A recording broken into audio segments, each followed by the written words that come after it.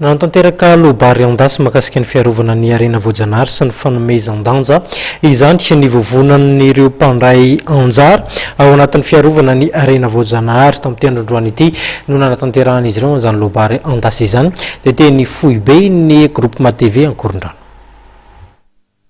Ty forum izay natao androany ity zany dia tao anatin'ny projet anankiray izay vatsian'ny USAID vola ary iarahan'ny consortium anankiray manao ny asa ahafahana manao an'ny fikajiana ny arena voajanahary eto Madagasikara. Ao anatin'ny consortium io zany dia ahitana ny WWF, WCS, Conservation Internationale ary Trafic International.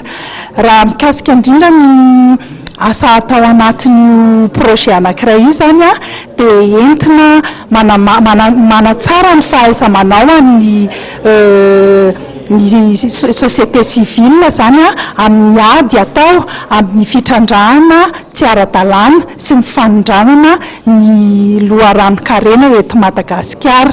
Raha ho an'ny Conservation Internationale manokana dia miara-miasa amin'ny mpanao gazety zany izay mba hanatsarana ny fahaiza-manao an'izy ireo amin'ny fampitana ny vaovao mikasika indrindra izay fitrandrahana tsy ara-dalàna sy ny fanondranana ny arena voajanahary eto Madagasikara. Dia ireo mpanao gazety ireo zany nomena fiofanana ao anatin'ny fanaovana ny technique d'investigation sy ny resaka code d'éthique zany.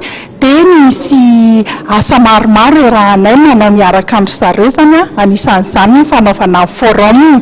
Dia efa nisy forum anankiray nataonay tamin'ny 19 janvier mikasika indrindra ny paikady zany iarovana ny arena voajanahary eto Madagasikara amin'ny resaka fanondranana antsokosoko sy ny fitrandrahana tsy ara-dalàna ny arena voajanahary sy ny fandraisana andraikitry ny fiarahamonim-pirenena. Dia tikatra forum faharoa ity indray zany mikasika indrindra ny hoe fikajiana ny arena voajanahary sy ny fananan-danja n'ireo arena voajanahary ireo ary ny fampiasana an'izy ireo zany mba hahazoana manatsara ny toe-karem-pirenena. Dia tao anatin'ity forum faharoa ity io zany dia niaraka tamin'ny ministèren'ny environnement, ny écologie ary ny forêt, niaraka tamin'ny WWF, CIA, WCS, MNP, TSA ary ny programme WEFS eto Madagasikara.